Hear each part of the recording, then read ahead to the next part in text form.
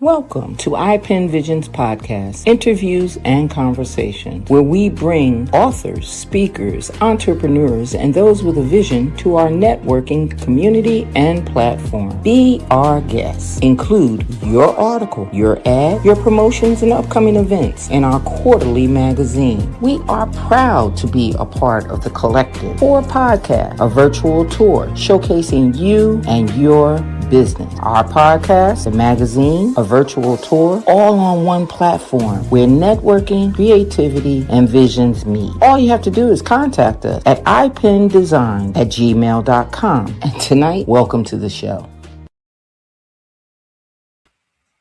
Good evening, good evening, good evening. My name is Nanette Buchanan, and you are here with us on iPen Visions, interviews and conversations with myself and my co-host, Felice. I just want to tell everyone that I am in a turmoil of joy, happiness, blessings. I don't know what you want to call it, but this makes another year that I am cancer free. I'm in remission. So I get up daily and thank God, but I also have to thank God that it has been another year. So therefore, this month is colorectal cancer month.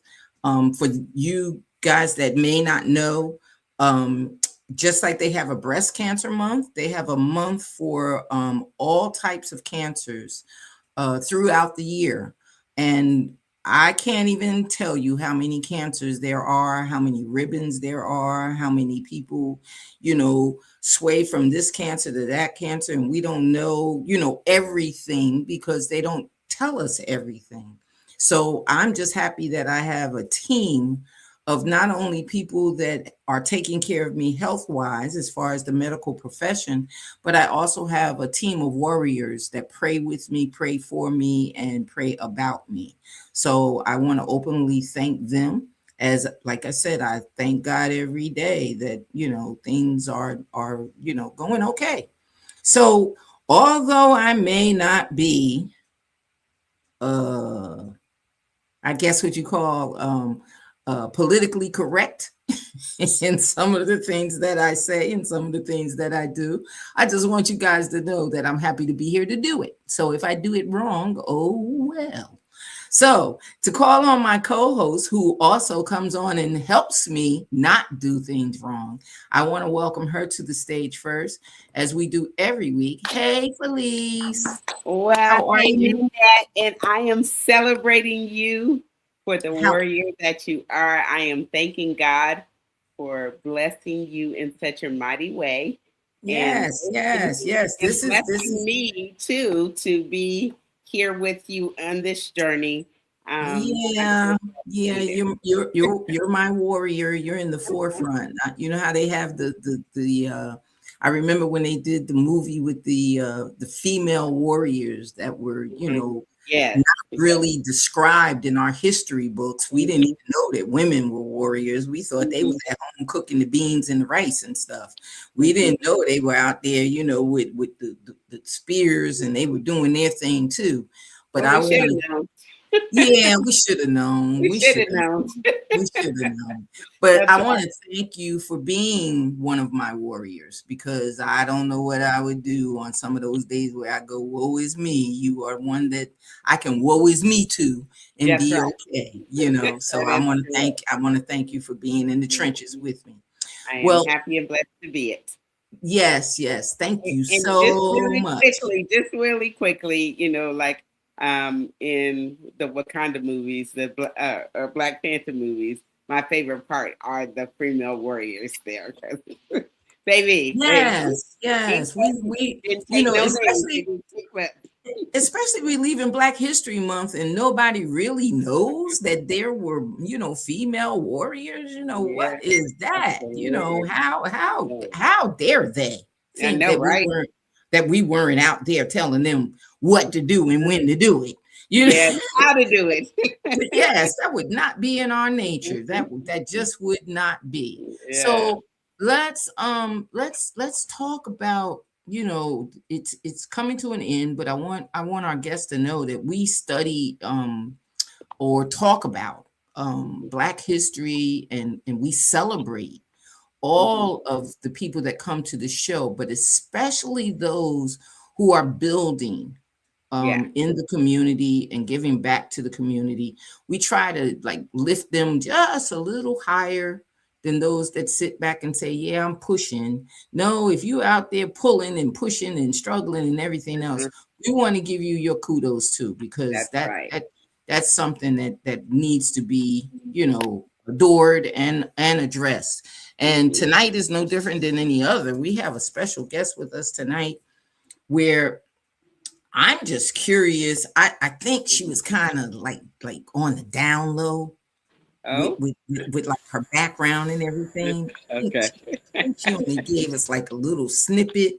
I don't really think that what we got is what she, I'm she sure.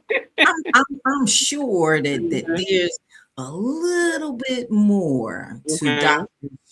to Dr. Sherone Smith-Sanchez. I just believe that just in reading the bio Mhm. and going and looking at the book and Yeah.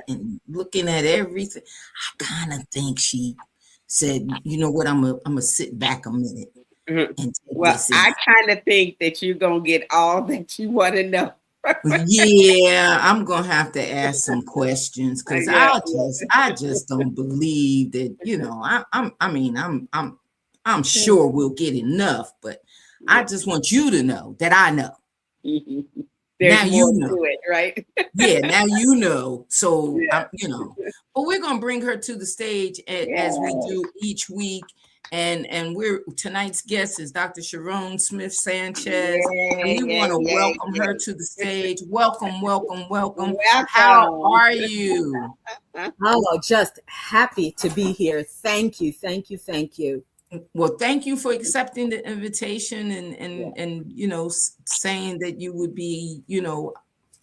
overjoyed to be with us. We're Yeah. glad you're here. But we're So, gonna put yeah. you on the spot right away because Okay. I've already said it.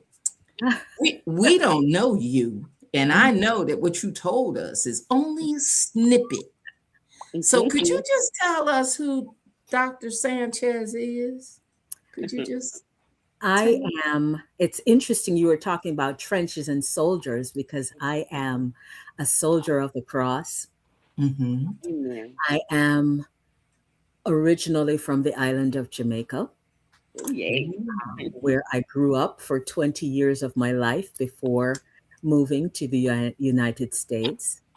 Mhm. Um, I am clergy. I am a mother of 5 people. I love that. I love that. I And like the way you said I love that. that. I'm the grandmother of 4 people and the wife of one husband. Mhm.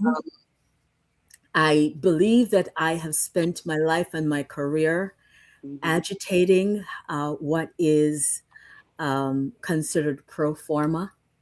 Mhm. Um, and so, what else is there? I've worked for government. Right. I've worked in C-suite leadership Mm. as a social service leader. I work as a professor. Mhm. Um, So there are all kinds of parts to me, but the most important part to me is I am not just a survivor, but I'm not a victim. I Mm. am a survivor and a powerful survivor of having lived a childhood of being abused for 14 years. And Mm. so I'm also, apart from being one of the authors of the trilogy Triumph in the Trenches, I am the author of Talawa Turf, Celebrating Victory Over Child Sex Abuse. Nice. So my life has been about teaching people how to stand up after trauma. Mhm. Okay. That's a Nice. beautiful, beautiful testimony. Very And I good. wanted to find out about Talawala Turf International. I wanted to ask about that as well. But I must commend you because Mhm. doing the work that I retired from, Mhm. just doing what I retired from, and I had to train officers how to be more acceptable to what others had to go through. Officers, unbeknownst to most people, officers on the street are a little different than the officers that have to work inside the prisons. Yes. And in working inside the prisons, you have to go with the emotional roller coaster that the inmates go through. And we had to learn how to deal with females. We had to learn how to deal with males. We had to learn how to deal with all of the emotional trauma that they brought in. So I'm glad that we are finally saying that they came from a community. They came from homes. They came from, society. And it doesn't just happen when they commit the crime. This is something that happens along the way.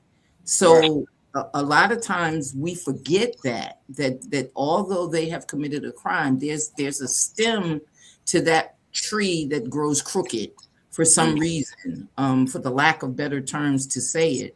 So tell us about Talawa Turf International. Tell us exactly what it is. How did it start? Well, Talawa Turf International was first named Sanchez and Associates. Mm-hmm. And it is a consultancy that provides help to organizations and individuals to find their strength. And so what that means is I happen to be an expert in leadership. I happen to have 4 degrees, and 2 of them are in leadership. And so my staff and I support people who have large and small organizations as well as individuals by providing consultancy, by providing grant writing, professional development. And there's a part of Talawa Turf International that's very dear to my heart, and that is philanthropy, where I love to give money away. And so every year we do different events, one of which is a 5K, and we raise monies to send at least one student of need and excellence to a tertiary institution in my island or from my island. So to date, we have sent about 16 people to school. And what we do as Talawa Turf International is oftentimes when a student is someone in poverty, they are the hope of their entire family. Yeah. Right. So we don't only pay their tuition, but we pay their food for the year. We pay their room and board for the year. And it's rare occasions where they are their family's only source, we also support the family for that year. And had some amazing successes, and we've seen some people do amazing things over the course of time. So that's Talawa Turf International. What is the international about? The international is about the fact that I do a lot of speaking in other countries, as well as secular speaking, as well as clergy speaking. What I tell people is that if I come to your church to preach, I don't want your money. Do not collect any honorarium on my behalf. I do not want your money. And so I'm coming because I'm coming to help people to get deliverance and gain the freedom that they need and be able to talk about the kinds of things in church that they couldn't talk about because they're taboo. So I also travel with a licensed mental health professional who also supports people beyond that. One of the pet peeves I have, if you will, is many times in churches, we talk about deliverance and we open up people's wounds, but we don't know how to help them to close them. So they come to church for a fix at least once or twice a week and exchange other addictions for the church fix, but they never get to really, really grow. And they never get to find someone who really understands their language. We're too busy clutching our pearls. That's right. So well, not only that, do you find that when you go into, you say you go into the schools, of course, and promote that, And I know that you go into businesses and Mhm. promote that kind of wellness. Yes. Do you find when you go into the wellness, some of the fear that they have about telling it is that they may lose their jobs? Absolutely. And because I have Mhm. lived in both worlds, I've been C-suite leadership. I've been, I've worked as an assistant commissioner in government. I Mhm. understand that world. Yeah. So I understand that when we're having secular conversations about spiritual things, Yeah. um, we need to also couch it through leadership theory, Mm-hmm. Mhm. theory, because um, that can be spiritual as well. But we Mm-hmm. Mhm. have to allow people to have avenues to express themselves Mhm. um, in a way that often excuses them from the conversation. What do I mean by that? I allow people often to speak in the third person, Mm-hmm. to Mhm. speak about other experiences they've seen. A lot of my professional development or circles, as they call them, um, involve cases that I know have facets to them that people are experiencing in their lives, Mm-hmm. Mhm. cases in and out of secular arenas that give people an opportunity to look at situations that may be similar to theirs Mhm. Mm-hmm. and unpack them and give them a language to really address these kinds of thoughts that they have. People Yeah. bring people bring their trauma to work. Yep. Um, they might not tell you what that trauma is, but they Mm-hmm. bring it to work and then it becomes something else. So, one of the sessions that my staff and I in Talawa Turf provide, we provide conflict resolution training. Mm. Mhm. We provide training to teachers in schools on pedagogy and Mm-hmm. practice. We Mhm. provide training on how to usher other people out of trauma and in terms of trauma informed practice. Mm-hmm. Mhm. So can I ask you really quickly before we move on to this education quality improvement? What is Telewa? What is the origin of that word? I'm glad you asked. The word talawa is a very old Twi word that's used still in Jamaica. And so you'll see that word very frequently. The concept of talawa is taught to us from very young. And Mm. talawa is really strength in places where there should or appear to be weakness. Oh Mm. wow! Um, Yeah. so my first book was called Talawa Turf because I stand on Talawa Turf. I stand on strength. I stand on the power that the Lord God has given me. I was abused by almost about 10 people over the course of 14 years, Mm. starting at 2 years old. And some of the people that were abused didn't make it, but I survived. Mhm. Yeah. And I Mhm. survived, and none of these people were my parents. Unfortunately, Mm. my parents were very, very protective people who Mm-hmm. put me in the care of the wrong people. Yeah. Mm. Yeah. Mhm. But Mhm. what I have is a strength that is God given, uh, Mm-hmm. and I'm willing to support other people as they grow. And so my book Talawa Turf um, was sent out in 2013. Mm-hmm. I believe that I was moved to change the name of my company to Talawa Turf because my aim and the aim of my staff is to strengthen individuals and organizations. Mhm. Yes, I love that. And I love. and I think you do that through education and quality Mm-hmm. improvement. And I don't want our audience to think that it's just about being on the job. Yes. A lot of times when we see words that say quality improvement, or we see words that say, progression, quality progression, we Yes. automatically think that we're increasing our knowledge of the Mm-hmm. job that we do on the job. Hmm. Mm-hmm. We forget that it has to begin within. So Yes. by naming your company Talawa Turf, that touches the within spirit Mm. immediately. Educate yourself and be able to do that quality improvement for yourself. Yeah. What Absolutely. do you find is the reaction when you bring a program such as that, not to people that know they need it, but to Hmm. those that are a little resistant Hmm. Mm-hmm. to changing the norm. And I say norm with quotation marks and crooked letters and Yes. over, you know what I mean? Because it's not really the norm, but that's what they, look at and say, oh, well, we don't do that. We do this, this is how we do it. And what do you say to them about needing this education and quality improvement?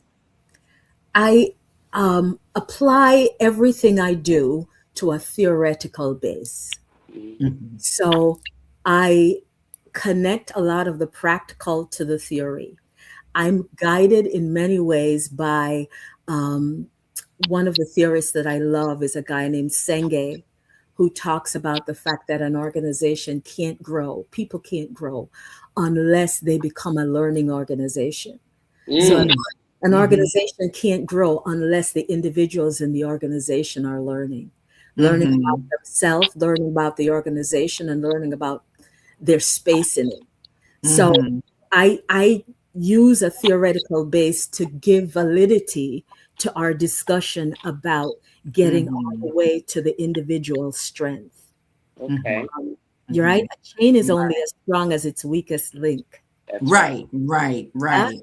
So I So, like, yeah. So I, yes. So yeah, if I, you're looking at the personal growth and the social issues that are within, and I guess I'm thinking about within industries that are brought up on this is what this position does and this is what that position does, and they tend not link.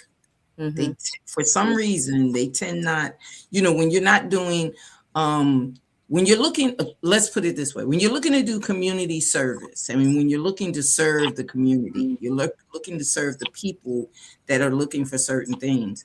And then they go into the politics of the corporation, the mhm. politics of the building, the politics of what goes on. Most of those people that sit behind the desk have no knowledge of what goes on in the community. Mm-hmm. They, None. they have none. So how do we get, once we get those people to understand that they have personal growth to do within and social issues that need to be addressed from the outside Mhm. to what they do, how do Mm-hmm. we connect that? How do you get that connection? You connect that by vision. Uh, Mm, mhm, I, whenever I am called into any organization, whether Mm-hmm. secular or the church, one of the things I always ask people is, um, what's your Macedonia? mm, Who mhm, have you been sent to? Oh. mhm. And I have to tell you, many organizations, they have the Gantt chart, they have the organization up But on they the have no wall. idea. But they Mhm, cannot really tell you who Mm-hmm. they've been sent to. They can tell Right. you what their product is. Mm-hmm. mhm, Same, by the Yeah. way, the same. That's the same for religious institutions as well Mm-hmm. as secular Yeah. institutions. mhm, They can tell you what the product is, but they mhm, can't Mm-hmm. necessarily tell you over time how has the community that they serve changed, and they Yeah. can't always tell you how that product serves those people and what do they need to shift about that product. And so mhm, and one of the things I do tell people, by the way, is philosophically I'm also a disruptionist, Mm-hmm. meaning I Yeah. love to embrace disruption. Yeah. Things that look like they're in upheaval, Yeah. they're in upheaval for a reason. That system is telling you it is time. Yeah. This is right, time. It's right, tired. The people are tired. Your Yeah. organization is tired, and you tired. That's right. right, right, So right, when the system starts to squeak and break and new things evolve, Mm-hmm.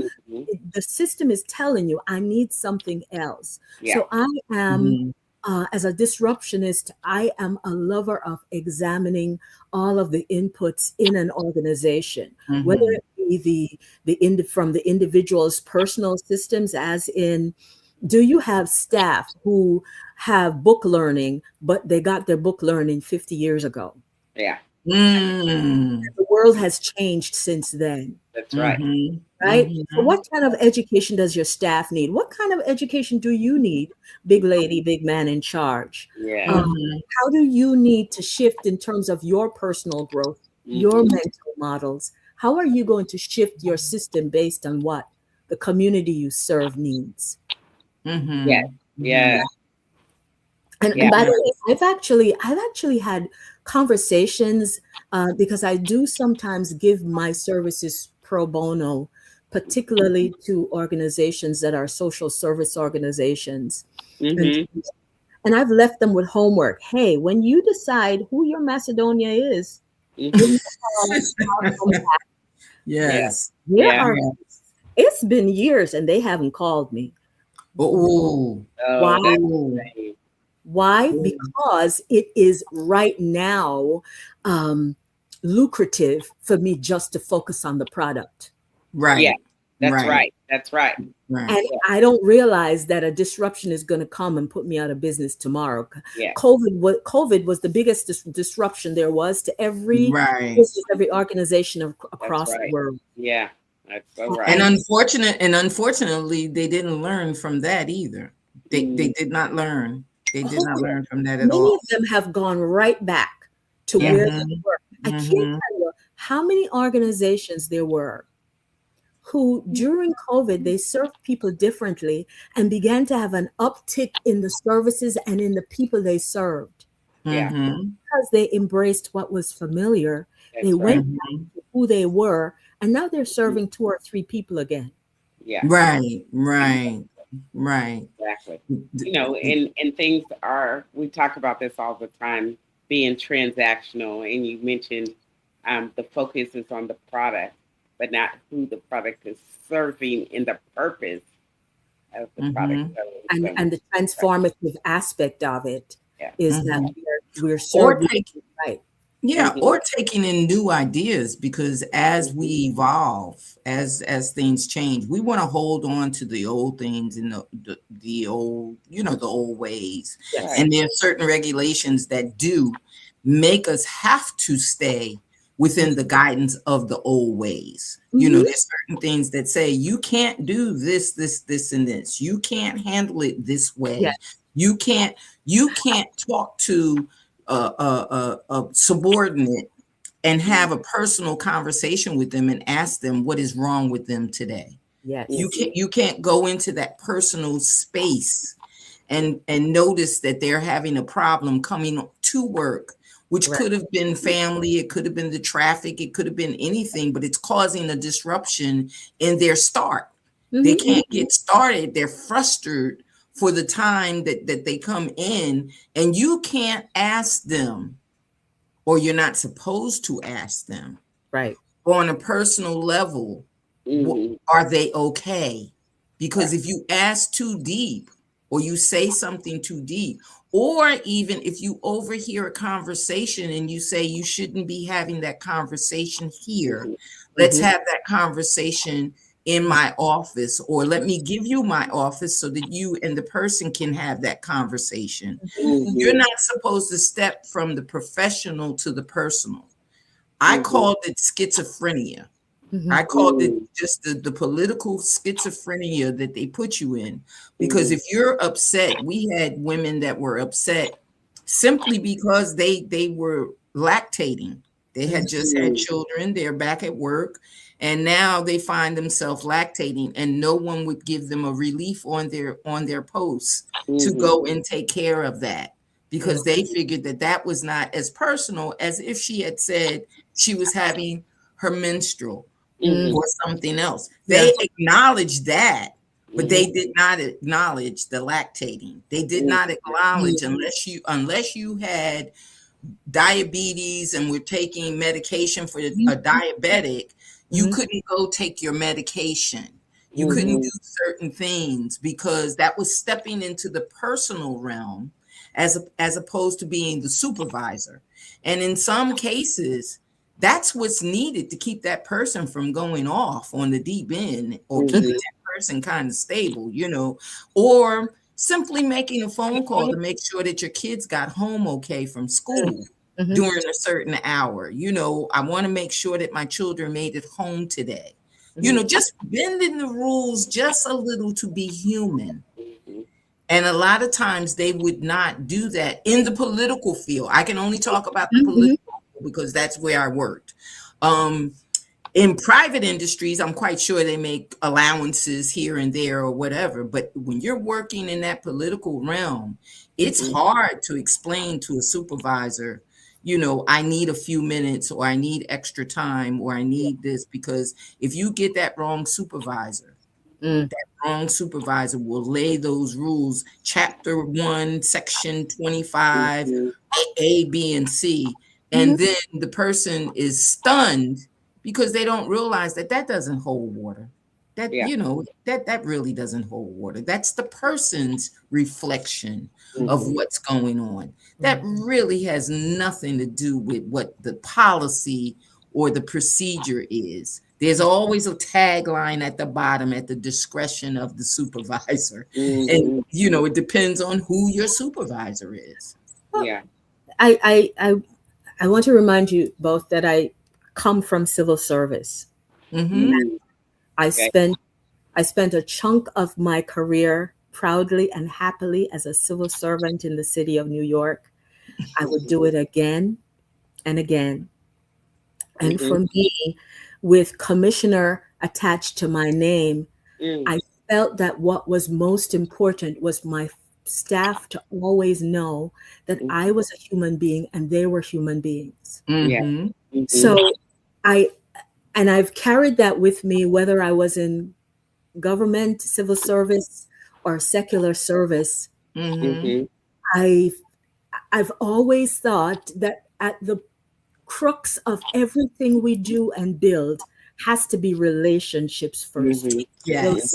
Relationships. Yeah. Oh, yeah, So absolutely. one of the things I tell people is I still believe in the 30, 60, 90-day rule.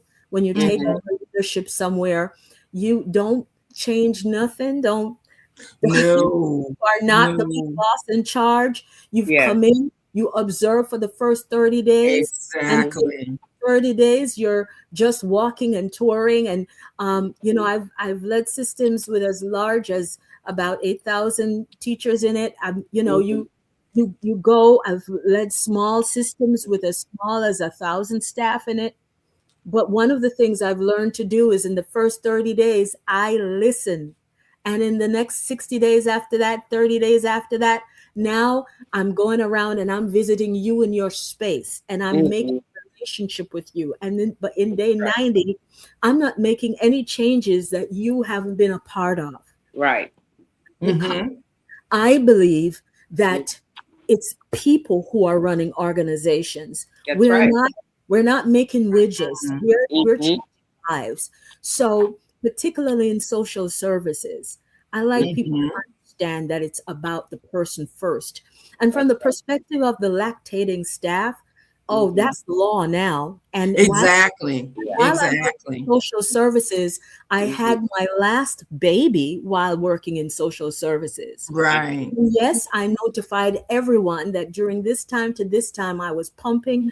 And unless you were having a lunchtime and you wanted to come in and have a relaxing time with me as I turned my back. Right. What I had to do, I'm not working at that time. I am a mother, and I'm a mother. Exactly. And it took a while for it to settle in and for people to understand. But the problem I think that I had as a supervisor, I too worked in civil service and city government and everything. I think one of the problems that I had when I became a supervisor was the misunderstanding of a lot of those workers. That was during the time of that transitioning, during the time that we were just putting that paperwork in to say that this should be acknowledged. Yes. I think that a lot of that just boiled down to the fact of just being human. Never mind, you wanting to be in charge or you wanting to be the boss. Yes. Never mind all of that, because your day is going to come too when you don't feel well. When you can't perform, or you're not working up to par, or your family is having an emergency and every other call on the line is your family calling in. we all have those things that go on. So I just think that when we look at it, I thought of you being a disruptor before you even said it. Mhm, I thought of you being a disruptor Yeah. when I saw that the subtitle of your book was Triumph in the Trenches. Okay, we can understand that. mhm. But that little phrase, the green book for Black professionals, I said, wait a minute, we had a green book before, didn't we? Yes, ma'am. Didn't we have a green book? That Yes. didn't we didn't we have a green book before?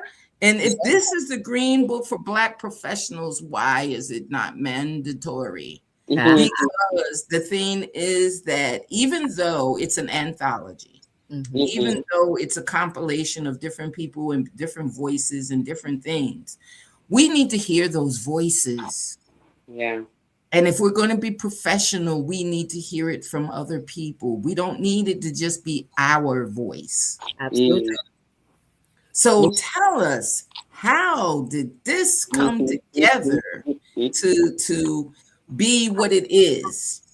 Well, I want to say that I am part of a conglomerate of anthologists led by a brilliant woman named Ilona Washington, who is the head of the Author's Journey, our publishing company. Mhm. She began to gather ones of us, mostly through LinkedIn and through business circles, who were already living lives where we were strengthening others.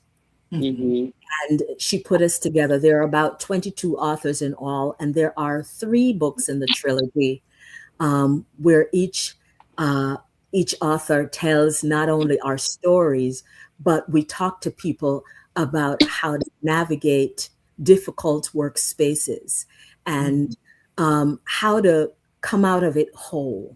mhm. Yes. Yeah, so there are 22 of us, and in fact, there's a team of us. We call ourselves the East Coast team.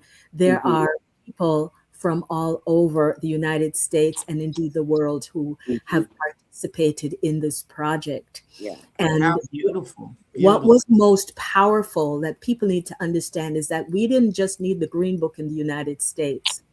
You know, the woman who led the train in the United States was Harriet Tubman, but in my country, her name was Nanny. And so And we actually have a warrior woman in almost every country who has led people to freedom. mhm. Yeah. And when we talked amongst ourselves and we first got together with our publisher, when we first got together, we had people from Australia, Canada, United States, the Caribbean, and we realized that our stories in the workforce were very, very similar. Yeah. Why? Mhm. Because all of us from the African diaspora Mhm. were still living from the dregs of colonialism, Yeah. right? Mm. We Mhm. were we were someone's cash cow, Yeah. and they dehumanized us and Mhm. pretended Mhm. we were animals, and they Yeah. created systems. I mean, Mr. Willie Lynch is one of the most famous Mhm. systemizers of Mhm. enslavement and Mhm. colonizing, but the systems were created everywhere across all kinds of groups, organizations, especially the Mhm. church, which Yeah.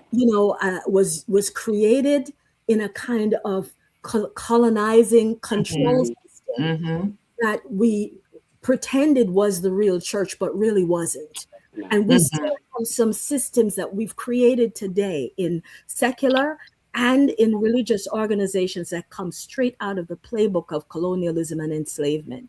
Yeah. Mhm. Green Book is really meant to help Black, Brown people and allies to Mhm. navigate those difficult spaces that are still around.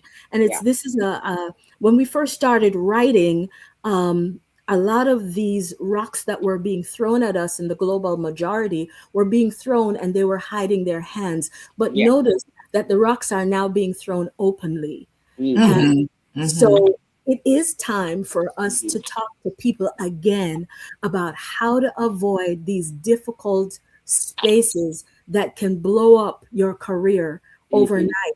We started writing this book before 400,000 people lost their jobs almost overnight. Right.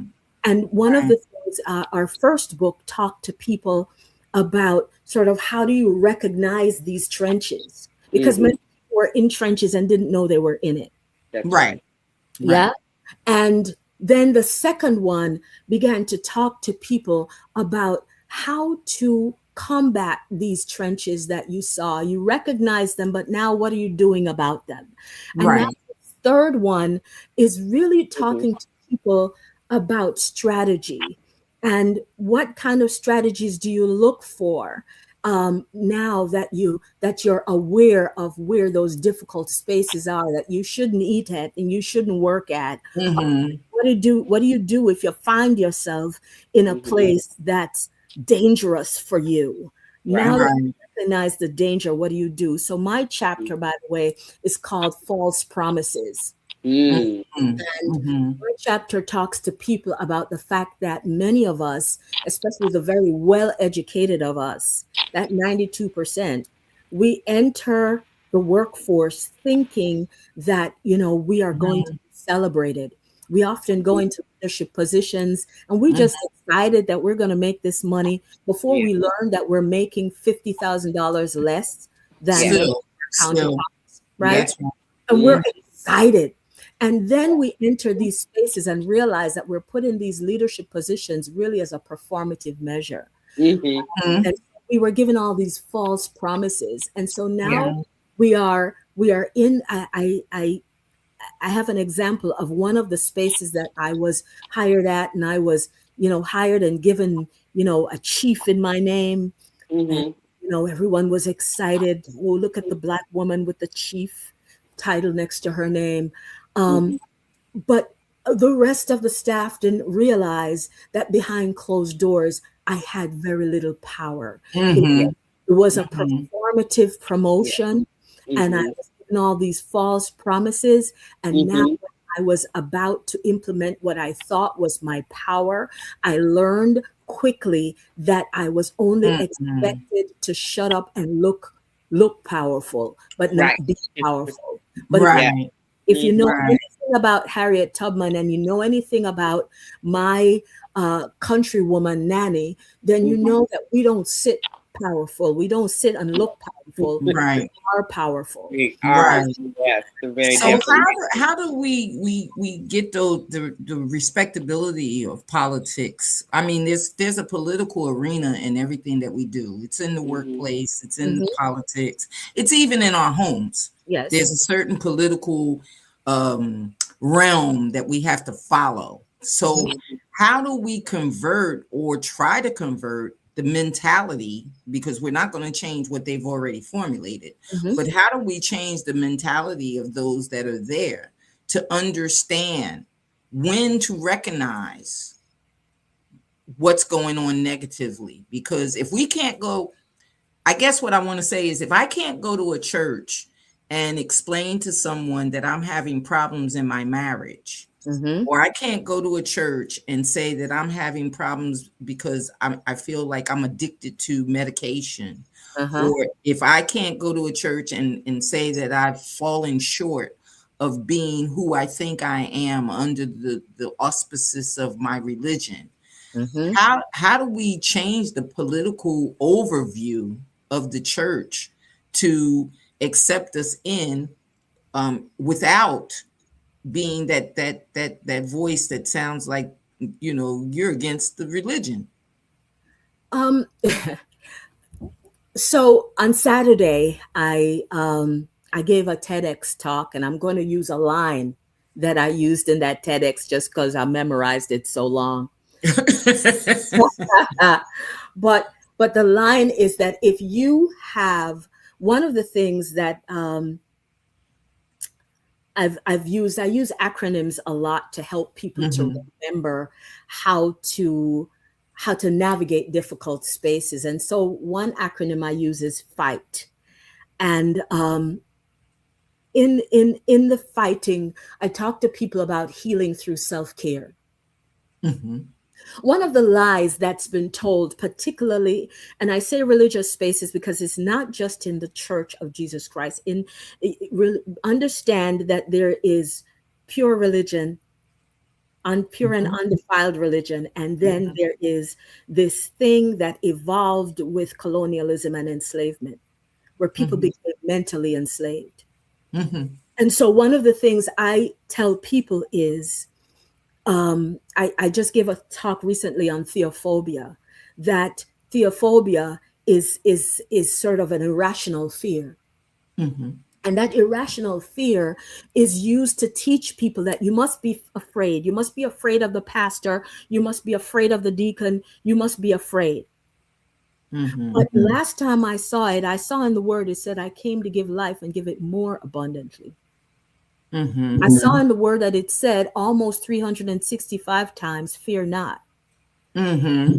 So one of the things I tell people is that you are responsible to scan your environment. That's right. And That's right.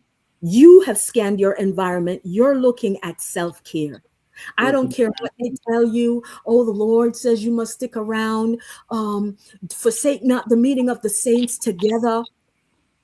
If that space is toxic, if you scanned it as toxic and poisonous, get out of Dodge. Yeah. And find a place where you can be safe and where you talk to people about what your needs are. If you are busy, if every time you have to go to church or to the house of worship, you have to make sure you're looking your very best and smelling and you can't go and be yourself, you're in the wrong space. You're in a poisonous space.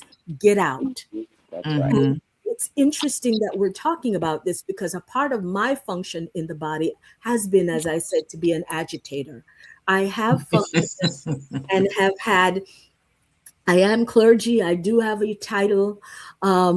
It's right around my anniversary, which is February 10th, my ordination anniversary. I think it was the 37th one just passed February 10th. Praise God.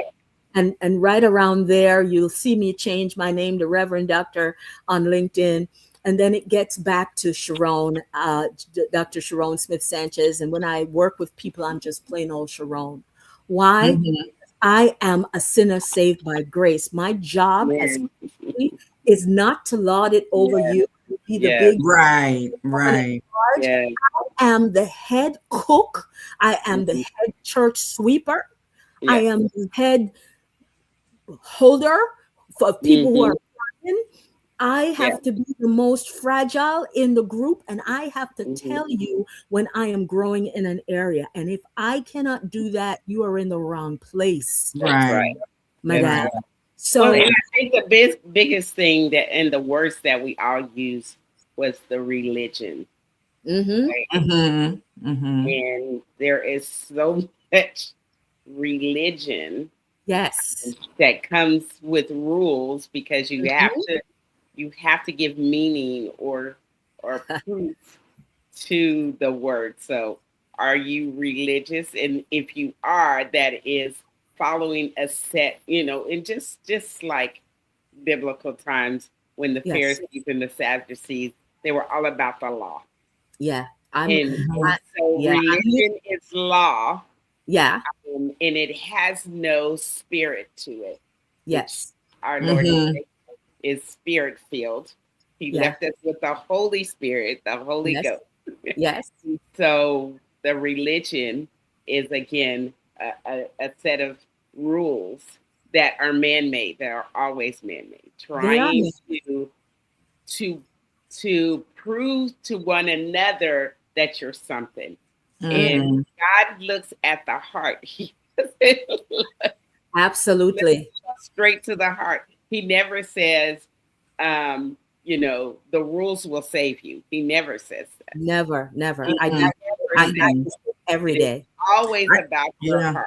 And he said in his word, let the words of my mouth and the meditation of my heart, because even your words can be just because they don't know your heart. No one knows your heart except our Lord and Savior. So, that religion is all about rule making, and it's all about we as humans trying to prove something or disprove, Yes. right? Yes. So we get caught up in that, and I Mhm. commend you, Doctor Sanchez, for that, because we need more leaders to understand and teach the people about God's spirit, Right. Mm-hmm. and not about these rules of religion. Right. Yeah. Um, yeah.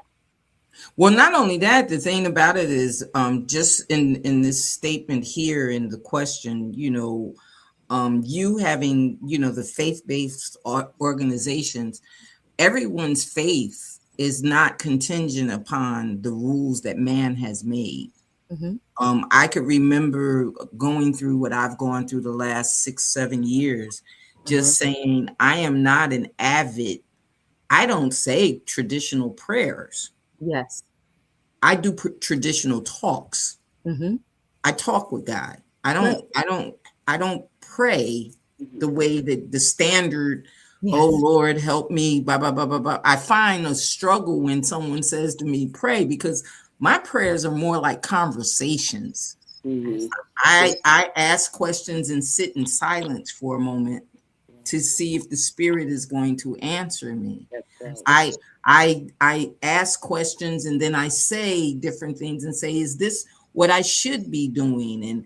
And I'm writing this, but show me, move my hand in your way. And I don't do the traditional, Father, Father God, da da da da da.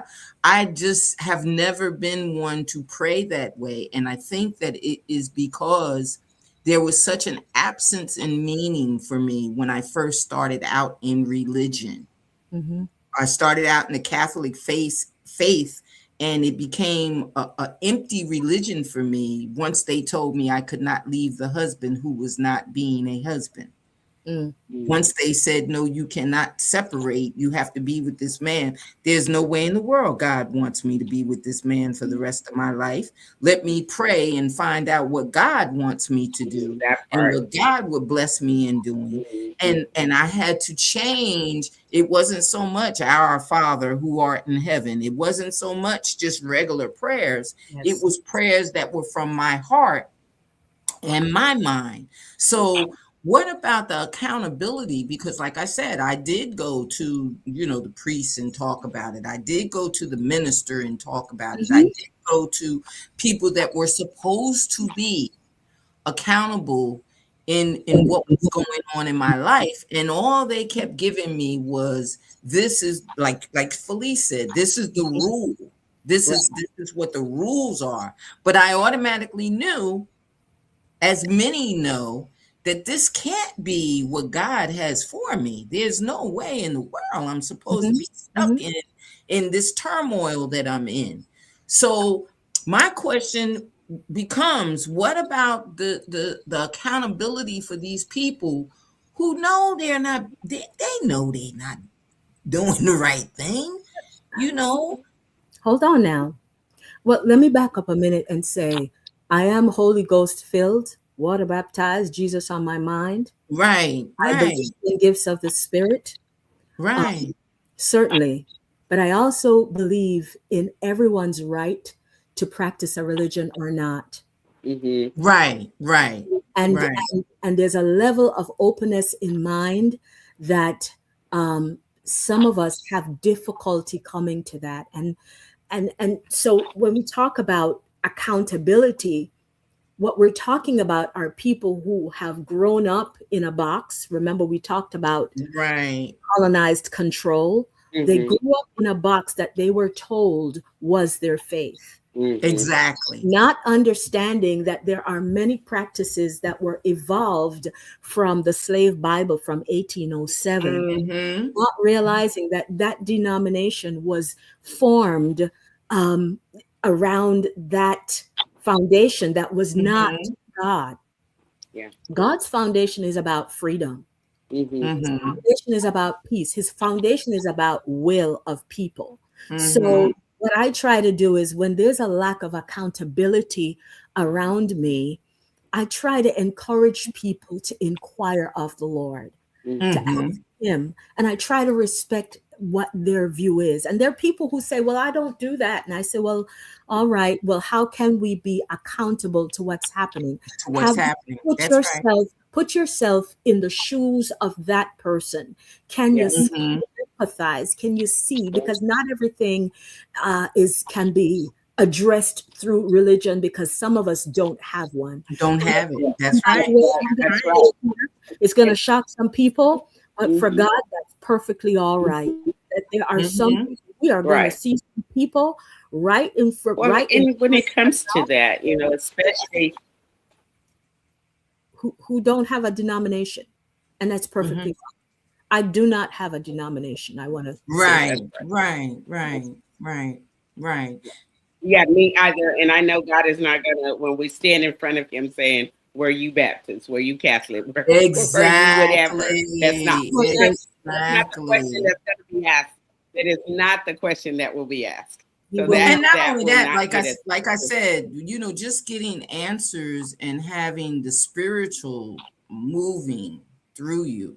And I had to recognize that at a, you know, like early on, I was, you know, young married, you know, so I had to learn that, because a lot of the marriages that I grew up under had been separated. They no longer were married anymore. They no longer were in. And then their belief was, there's no reason to go back into it. You don't need a husband. You don't need a family. You don't need, you know, and I'm like, no, that's not what I'm seeking. So when we go into recognizing, as you stated, you know, the patterns and where we got those rules from and the expectations of what we do, how do we bring that from our own personal beliefs to the community and then into the boardroom? How do we go from, you know, knowing who we are and knowing who we're going to be in our community organization or in our community thing? Because I work, like I said, I worked a lot with children and children that have like different things going on. How do we bring that spirit, that spirit, so that they understand that it's more than just what they see? Telling people this is more than a job. You can't come to work and be worn out simply because you're coming for a paycheck, or because the boss said you can't take more than 2 days off. You know, how do we tell them about that self-care, that it does start within? Okay. I want to answer that question, but I want to backtrack just a little bit to say, by the way, I am doing a marriage series for people who are newly married or who want to go back to understanding how to be married. And it doesn't have to be religious based. I talk to people, the Bible is the base of it, but I do talk to people about how to be married. And it connects itself to patterns, and recognizing patterns and taking those patterns from community to boardroom. One of the ways, and I do sit on more than one board, and one of the ways that we as a board in these two entities that I'm now a part of, I've had to say goodbye to some other boards because it was just too many. But one of the things I value in bringing the needs of the community into the boardroom is data. I don't believe in the running or the managing of any system that we don't collect data, not just numbers, but qualitative data on who's in the community, who's in the Macedonia. What do they need? How do they need it? And am I meeting their needs? Yeah. And when was the last time I met their needs? And what are they saying about what I do? And that's my belief about how you bring the needs of the community into the boardroom. Yeah. Yeah. Because I often say this too, you know, there's tons of us that are givers and giving hearts, but we tend to, as a society, and this is still where it becomes about transaction as opposed to relationship, is that we're like, oh, okay, I'm gonna use the homeless as an example. Oh, they need, they need to be fed. and yes, that is, but that is it truly a need because we're feeding them, but we're feeding them to keep them homeless, if that makes sense. Mm-hmm. Instead of Mhm. saying, what do you need to get out of homelessness? It could Mm-hmm. be a simple thing as, getting a driver's license or getting some or a form of Yes. ID, Mhm. so that they Mhm. could get a job and Yes. those things. So we go in with, and I felt this when I went on mission trip to Africa. Ugh. And we are so woefully arrogant, to where we're going to Mm. go across to, let's pick on Africa because that's where I went. Yeah. We're going to take ourselves all the way to Africa to help them get a home, build a home or what. And it's like, when Yeah. you get there, it's like, is that really what they need? I mean, because they already have this complete sense of community. And yes, Mm-hmm. they're truly grateful for what we did. But I was like, Mm-hmm. we are really arrogant in this and assuming that that that This is what that's it is. exactly what Mhm. they need, Yes. you know. Yes. Mhm. So we do that here as Mm-hmm. well, of running into the community and saying, here I am. I'm gonna feed you, you Mm-hmm. know, two days a week. I'm gonna feed you. Yes. And never address or get a relationship with them because it is Mm-hmm. Mhm. truly more than that meal that is needed. It's Right. truly, Right. Right. It's a Right. relationship building. It's who are Mhm. you and yes, what your needs are, yes, and how can I connect with you, not just to right, come in and feel good because I did something for right, you, exactly. but how can I Mhm. know who you are? Because some of the problems, I have to tell you, being from a developing country, Mhm. where people love to come to my country to help Yeah, us. bring some rice, and Um, it's like, come you on, know, there isn't often an appreciation and respect yeah. for people, how they live and how they've evolved over time.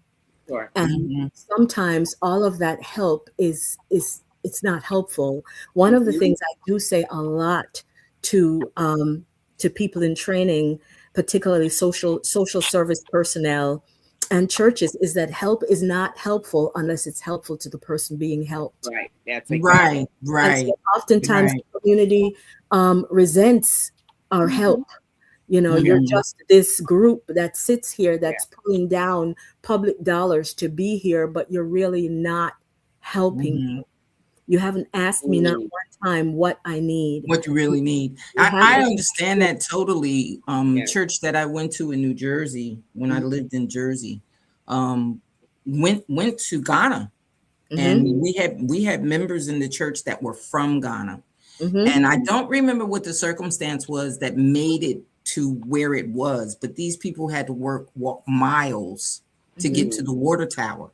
Yeah. mm-hmm. The water tower that was closer to their community, Mhm. something happened and the water tower was no longer working. Mhm. And they had to walk miles. And Mhm. one of the groups that was leaving the United States was just taking them water. Mm-hmm. Mhm. They didn't put anything into building a new water tower. Right. Mm. Mhm. They didn't Yeah. do anything about building a new water tower. So our Mhm. minister simply said, "We are not taking cases of water to Ghana every month. We are not.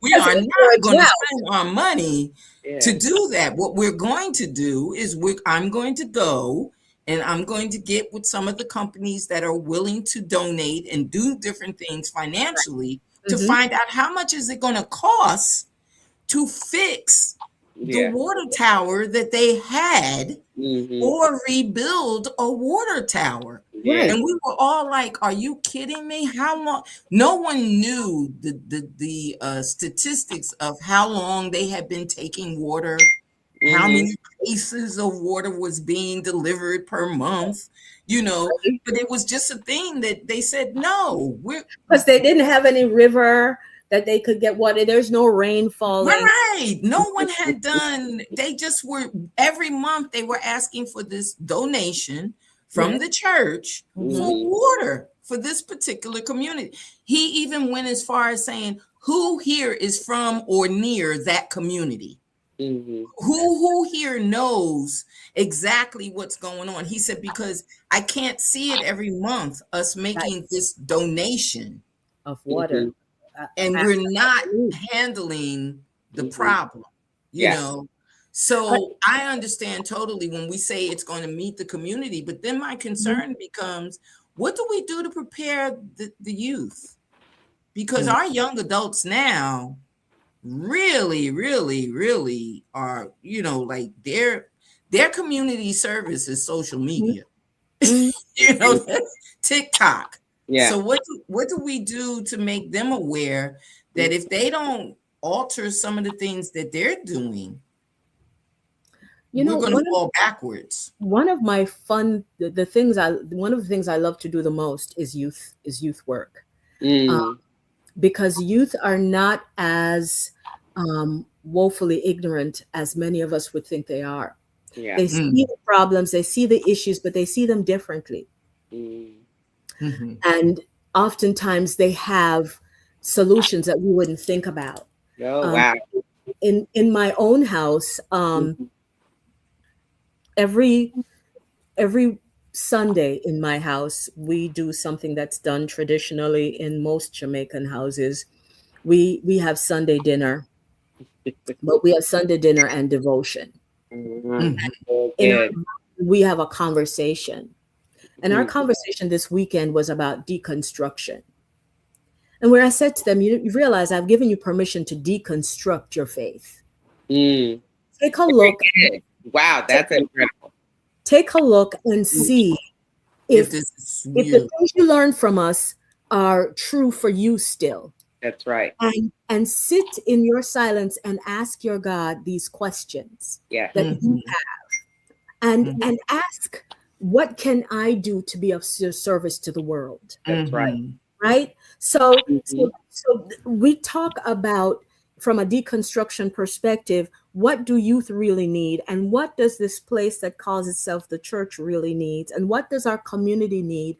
And how do I feel that I fit into all of that? That's and right. From that perspective, then we prepare youth, because we have to be careful that we're not preparing the youth the same way that we're running to somebody's country to go and, you know, do a missions trip to go fix them when we've got all this problem. We carrying it abroad when we got all this problem in the yard. Right. You know, that is so true. And you know, I say to my young people, prepare yourself by examining what's around you. And I ask my young people the same question I ask organizations. Where is your Macedonia? That's right. And so many times over and over, there's countless stories of youth being raised up in the church. And it's like, I went to church all my life, but I had no encounter with Lord, or with their own personal encounter with God, or knowing who Jesus is for them. For them, you know, again, just following, you know, or being told, come to church, you know, participate in this or that, but have no, never think about no connection, their own soul salvation. Right. Well, you put out some pretty good quotes, and we wanted to look at some of those quotes that you said. Good trouble needs good company. I thought that was something that was really, really, I said, you know what? Okay.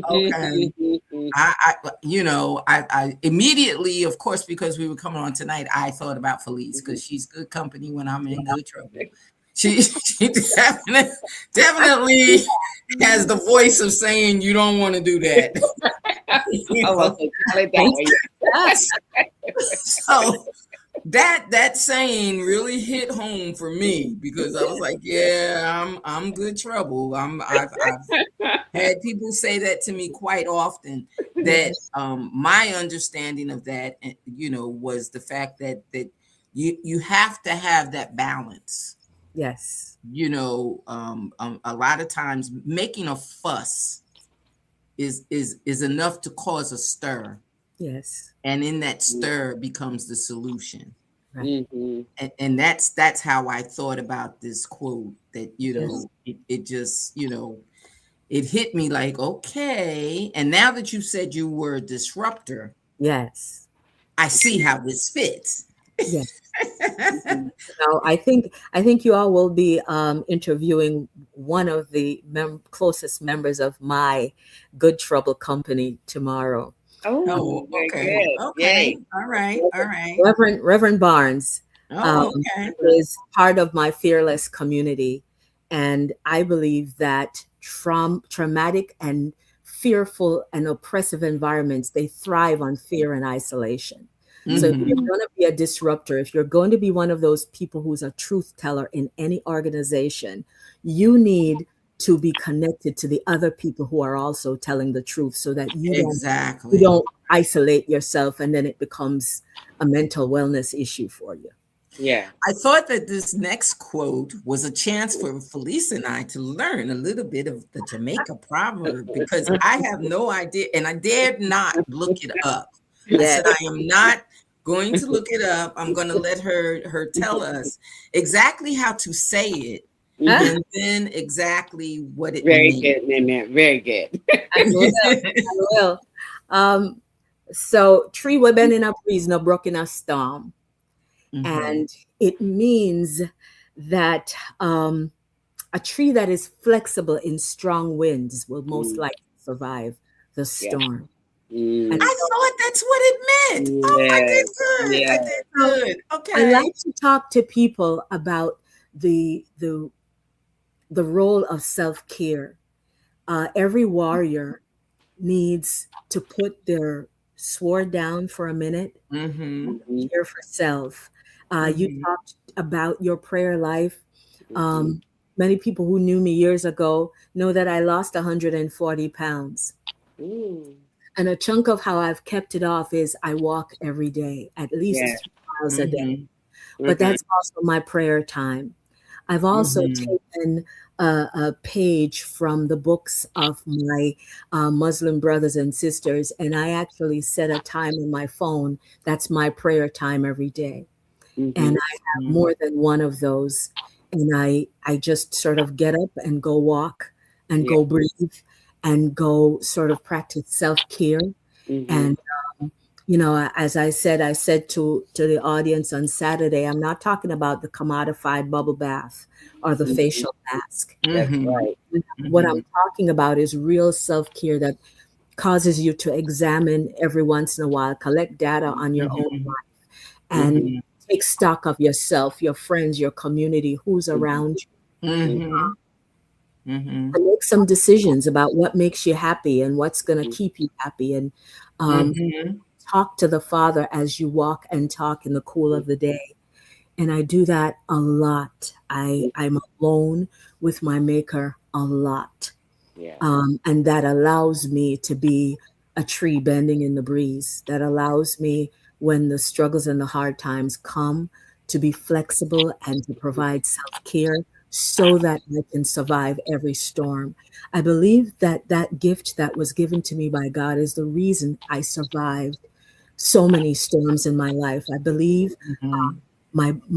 my first book was dedicated to people I knew who did not survive the abuse that we Yeah. had as children. Mm. One of them, Mhm. I'll call her Z. I'm about to put the book out again this year, but Mhm. Z did not survive because she wasn't able to really care for herself. Mm. Mm. Right? She eventually died of literal grief and pain to the heart, and Yeah. just couldn't survive life. Mhm. But I Mm. chose to survive. I decided that I was going to be a tree that was bending in the breeze. I Mhm. decided that I was going to wait out my abusers, and I was going to patiently wait until I could escape. Yeah. Uh, and that's what I tell people. I've been through some very hard times, and Mhm. I survived those hard times by being flexible and by caring for myself and by learning to scan myself to determine what Mm. I need in Mhm. a situation, and learning to express to others around me what I need, Yeah. Yeah. and asking for what Beautiful. I need. Beautiful. Yeah. That is beautiful. Yeah. And then the last one that you had was a journey of 1,000 miles begins with a Mhm. single step. That's right. Out. And yes, yeah. And the thing about it is a lot of us don't want to take that first step. Mm-mm. Yes, But It's you the yes. take it first. anyway. So either you take it standing still or on your knees or Hmm. whatever. You take it. You don't want to, but you take it. Whether you Right, right. And do it they or not, sometimes you don't take realize it. that. The You, But equivalent you have Jamaican to. You proverb. have to. Yes, the Mhm. equivalent Jamaican proverb is one cocoa full up basket. So Say that one more time. Mm. one cocoa full up basket. Yes, yes, Yes, Hmm. yes. I love it. Yes, I so, Hmm. love so you it. go step by step. Yes. I Hmm. have these 4 degrees, and the last one was the most difficult. Hmm. I got it from Colombia, and let's just say it's Oh. not a place that was supportive of people in the global majority. Hmm. Mm. I, Very Hmm. good. I've written 2 dissertations, um, Mm. and a lot of tears, a lot of crying, but Hmm. but getting up off my knees after crying and making a decision. I'm going to do this thing, and Yeah. I'm going to ask you, what did you want me to do, lady? And I'm going Yeah. to go back and do it again, and I'm going to And go do it back and do again. it again. That's And right. you're hoping, lady, that I'm going to give up Right. after the 10th time. But I rewrote my dissertation about 35 times, Whoa. two, almost 200 Ooh. pages. And Ooh. this is what I tell people. In fact, I would come out and say to my husband, this lady thinks I'm going to give up, but she doesn't know where I've been. Yes. Right, right, Yeah. right, So right. I have dealt with harder than this. I have waited out more than this. So I'm Yeah. gonna keep coming and keep coming because I know what That's it's right. like. It makes sense. It And makes so sense. you asked, what would I tell young people? What would I tell the community? Hmm. Breathe. Yeah. I'm gonna come back with another Jamaican proverb, Okay. and we say tie your belly, cut your wheel, and plant your corn. When, when you tie your belly, it's because you know you're going to go through periods of hunger. Yeah. You're Mm. going to not have. And so Hmm. you prepare yourself for hunger by Yeah. tying your belly really tight That's so right. that you won't feel the hunger as much. You prepare Mhm. to suffer. And Yeah. then you cut your wheel, meaning you prepare to have to Mhm. carry a heavy weight. Yeah. And then Mhm. plant, because when you're planting that corn, you're planting that seed, you know something is going to grow. Grown to That's grow. To yeah. grow so that Mhm. one day will come where you won't Mhm. have to tie your belly so tight. Yes. Yeah. Right, And so right. I tell Well, we people, really yeah, appreciate you and the wisdom that you have brought to us this evening. And Felice usually has a question for you, but you've already answered the question. But But Felice, I have please another one. ask it anyway. Yes, Please I ask. no. Well, I'm gonna preface what the question was, and it was about self-care. How do you? Because again, in your gift to the world, we want to be responsible for all of our listeners to know that there is something that goes on behind your gift givings. You're filling others' cups, and so we were going to ask you, how do you fill your cup? But you did answer it in great detail, and I appreciate that. you. And there's another question or kind of a statement, because I feel you mostly answered this as well. So a couple of years ago, I seen a conversation. I think maybe it was on social media somehow, and the question was posed to another person of, when you stand before God, um, what basically what why question would you ask him? Mm, And the response was, why has an acronym? So, and you're a lady of acronyms, but mhm, so the WHY. So mhm, the first is who hurt you, and then who helped you, mhm, and then what healed you. mm. So you kind of answered those three questions, but in those then can you give us answers to those three? Who or what hurt you? Who hurt me? Mm-hmm. People that my parents trusted to care for me. Right.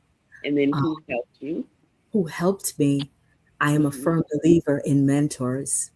And I won't sit here and tell you all of them, but one of the most powerful mentors I had, mentored me for about 17 years. Mm. He was a psychologist named Dr. Dallas Garvin. Mm. And um, I'm not sure why, but he met me as he was the mental health professional when I ran a small school in East Harlem. Mm-hmm. I said to him one day, I want to be you when I grow up. I want to help people. I want to give professional development. I want to learn how to do what you do. And he took me seriously, and he took me under his wings, and he taught me how to help people through professional development. And um, he also mentored me through my dissertation and those 35 times rewriting. Um, that's who helped me the most. Yeah. He helped me to become more self-aware and introspective, Mm. less transactional and more into transformation. Yeah. I love that. Love it. And then Yes. the third part is what healed you. What healed me was the power of the Almighty God. That's it. Okay. And I want to say, Mm-hmm. I am not all the way healed because no one is. Yeah, no Right. one is. That Right. continue a daily Yeah. path and a daily cycle of healing. Every walk, every conversation, I hear more from the Holy Spirit, a new jewel Yeah. that Yes. draws me closer to a Yeah. place of healing. And I will not be completely healed and completely whole till I'm fully in his presence. Right. Right. Well, I want to thank you for being such a pleasant guest and being such an informative guest, because in these days and times we need people that don't put on a facade of who they are, Mm-hmm. and they strip their title, and they Mm-hmm. strip their, all of that prefaces, our name. Mhm. You strip all of that and you become a person. And I Mm. want to thank you for being that person. For our guests that watched tonight, and for our guests that will watch the replays on our YouTube channel or on my website, www.nanettembuchanan.com, here's her website. Mhm. And you can contact her also at her Gmail address. Please reach out, even if it's just to say thank you, because that's what we want her to know, that tonight has been a blessing. It really has. And I want to thank you for being our guest. Felice, I love you. Well, good So, to have you back. just And it was look. such a pleasure to speak with you and to share your wisdom and, like I said, your gifts to the world. We all appreciate that, and we thank God that He has Yeah, we allowed thank you to do thank God so. for you. Mhm. Yes, yes. So we want to say good night, all, and thank you for being our guest tonight. And stay tuned and talk to not only yourself about what you need, but talk Mm. to Dr. Smith Sanchez and let her know, because there may Mhm. be something that you're doing that could be a part of what she does. So, reach out and touch her. Good night. Good night, everyone. Thank you. Mwah! Yay. You.